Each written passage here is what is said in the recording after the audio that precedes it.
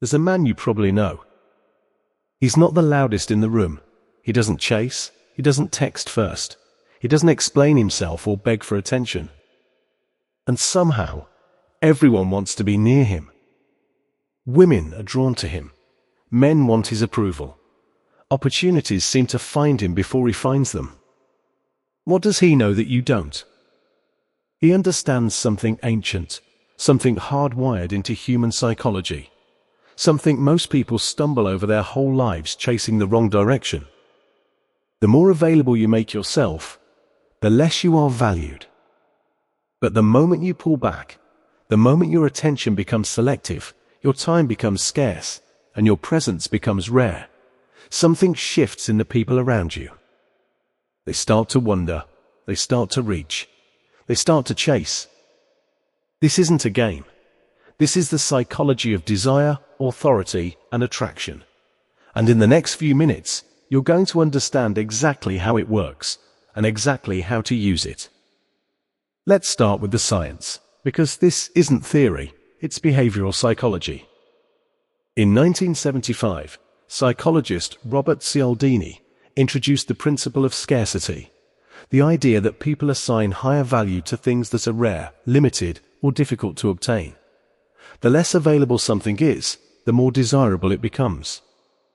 This principle governs markets, luxury brands, and human relationships. Think about it. You've felt it yourself. The person who responds to every message instantly, you appreciate them less. You take them for granted. They're always there. So why would you think twice about losing them? But the person who doesn't respond right away? The one who isn't always available? You wonder. You replay the conversation. You feel a pull you can't quite explain. That pull is scarcity at work. Your attention is a resource. And like every resource, when it floods freely, it loses value. When it's rationed, when it becomes something people have to earn, it becomes priceless. The men who never learn this spend their lives pouring their time, energy, and attention into people who barely notice. The men who understand it, they pour selectively, and everything they give lands with weight. Scarcity isn't manipulation. It's the natural law of value, and you either work with it, or it works against you. Here's a truth that will change how you move through every relationship in your life. Your attention is the most powerful thing you possess, more powerful than money, more powerful than looks, more powerful than status.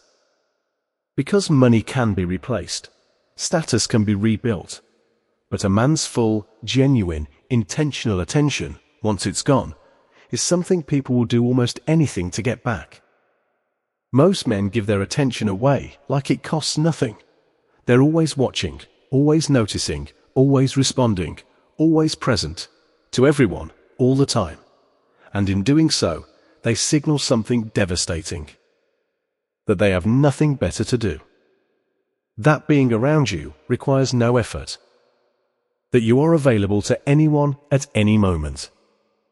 Think about what that communicates. Not that you're kind or loyal.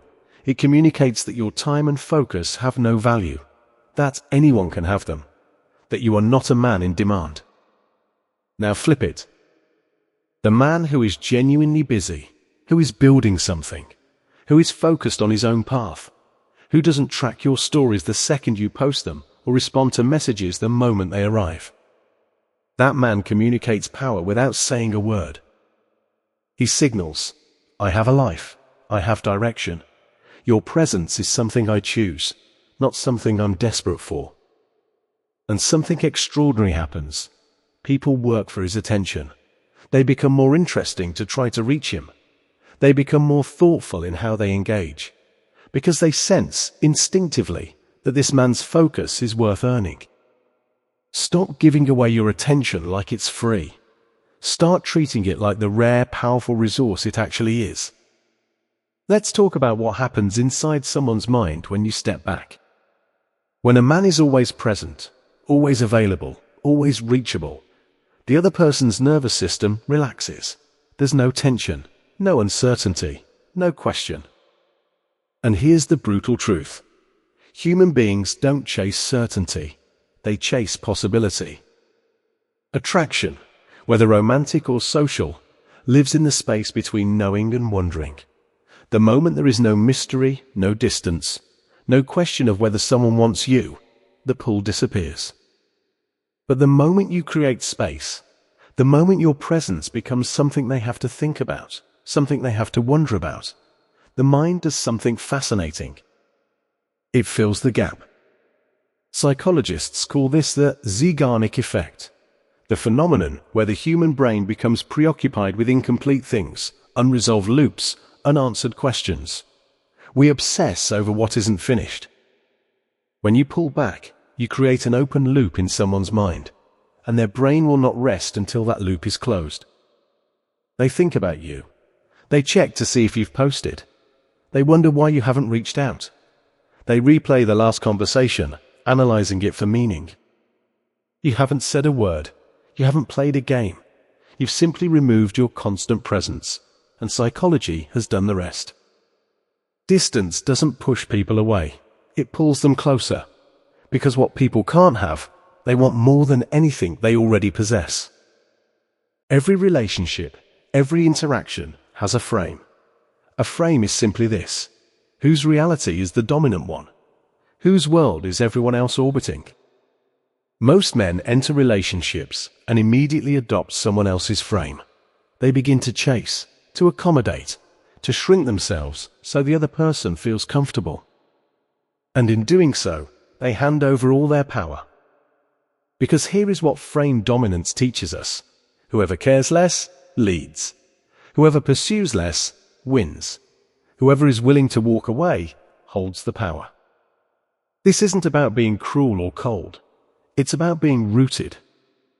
The man who is deeply invested in his own life, his mission, his growth, his standards, naturally has less time and energy to be constantly available to others, and that rootedness is read as power.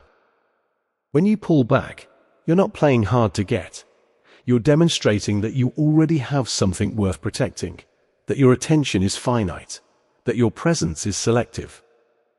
And when people sense a man is operating from that place, the dynamic shifts automatically. They begin to adjust themselves toward you instead of you adjusting toward them. They check in more. They make more effort.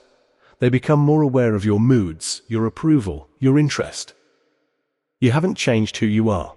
You've simply stopped chasing, and in doing so, you've reset who is doing the chasing.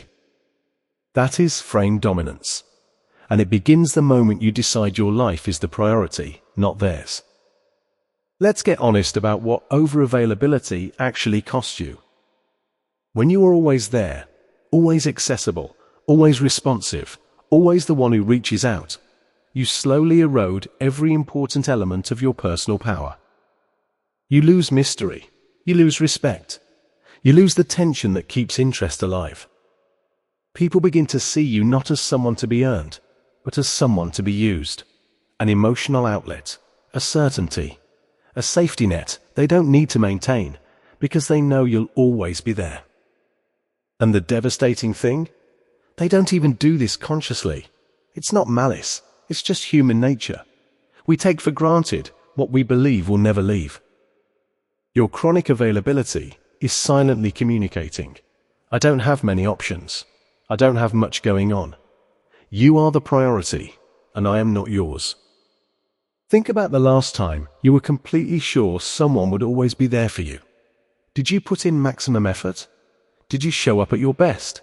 Or did you relax, maybe even get a little lazy, because you knew they weren't going anywhere? That's what's happening to you when you're always available. Now understand, the solution isn't to manufacture absence. It's to genuinely invest in a life so full, so focused, so driven, that your availability naturally decreases. Build something, pursue something, become someone.